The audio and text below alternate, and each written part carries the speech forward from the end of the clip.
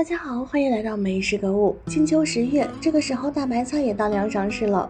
每年到了这个时候，北方朋友都会买一些大白菜储存起来，作为冬储白菜使用。作为一个北方人，对于小时候冬储大白菜的景象依然记忆犹新。那时候买白菜呢，都是一买就是几百斤。买回的白菜先要放在院子里面晾上几天，把表面稍微的给它晾干一些，之后一层一层的码在房檐底下。下面要垫上凉席，上面要盖上棉被，以作保暖使用。那现在我们都搬到楼房上了，在楼房中应该如何保存这种大白菜呢？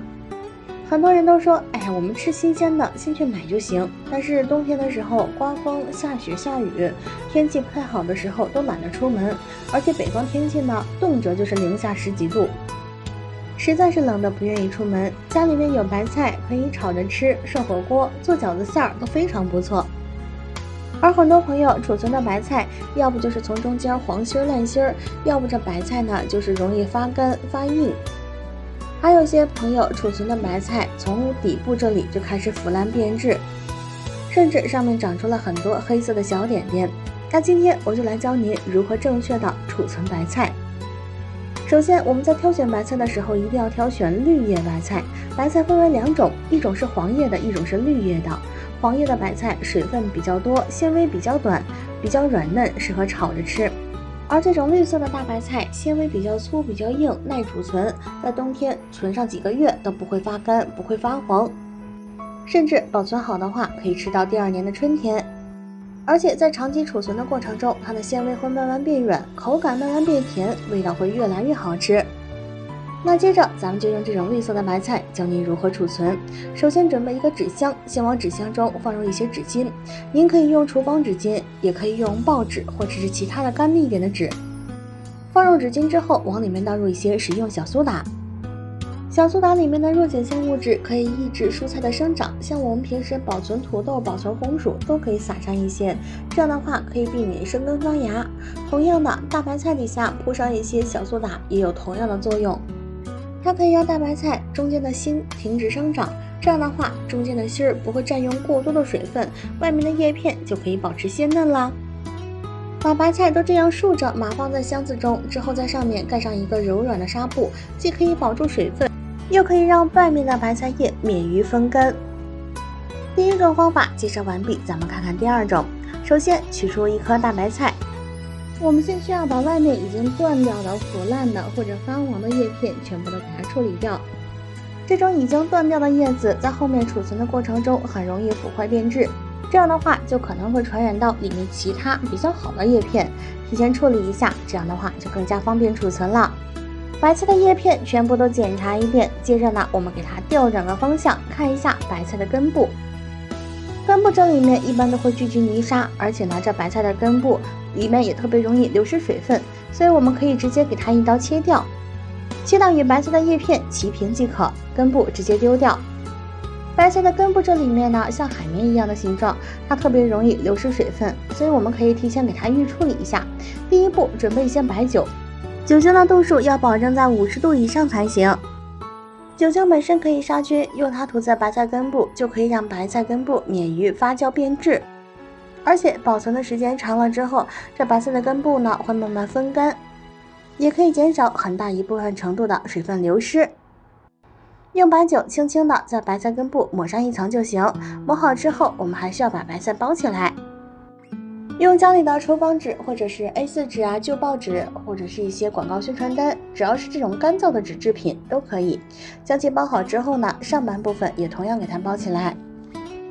插上一张 A4 纸之后呢，我们把开口处用 A4 纸固定，或者用绳子，也可以用尼龙扎带或者是橡皮筋给它扎一下，这样的话可以避免纸张散开。纸张散开之后，这白菜呢就可以直接接触到空气，这样的话很容易风干。用橡皮筋在尾部这里面给它扎上1层，接着呢，我们把白菜头上面也用纸巾给它包裹起来。包好之后，用同样的方法也给它扎好。用这种一次性的橡皮筋呢，比较方便，比较省事儿。如果用绳子的话，还要打绳结，一个人根本就忙不过来。包好之后，我们就可以将这些白菜全部都储存起来啦。冬天的这种冬储大白菜，切记不要老是翻动它。储存好之后就给它放到阴凉通风、避免太阳光直射的地方。而且用这样的方法包好之后，我们只需要放在室内就行，不需要放到冰箱中保存。而且要记得，如果您家有地暖的话，把它放到楼道中或者是比较凉快的屋子，不要太热，否则的话也容易风干变硬。第3种方法，同样的，我们先准备1颗大白菜，外面有伤的或者是断掉的叶子先给它处理干净，这样的话避免以后发霉变质。叶子削掉之后，我们把根部同样的给它切上1刀，切好之后呢，由于根部这里面特别容易水分流失，所以我们还是要把根部先给它包起来。这次呢，我们就不用再抹白酒了，直接用厨房纸巾把它包住，或者之后用绳子或者橡皮筋给它缠绕一圈，缠好之后呢，在其余的白菜叶片上也都用厨房纸巾给它包好。也可以像我一样用这种一次性抹布，因为用完之后呢，这种一次性抹布还可以再次使用。最主要的是这种抹布呢，中间的缝合线我们可以撕断，也可以像这样一整卷的直接给它缠绕过去，这样的话就可以将前面的部分全部都给它包好。用这种抹布或者纸巾包好之后呢，再用保鲜膜给它包上1层。保鲜膜可以辅助让白菜免于水分流失，这样的话包好之后，白菜里面就可以一直保持鲜嫩水润的状态。而且这样单独包裹，每1颗都是独立包装，吃的时候拿出来1颗，不影响其他的白菜。包好之后直接放到阴凉通风的地方储存就行，无需放到冰箱中。这样的话也可以为冰箱节省很大一部分空间哦。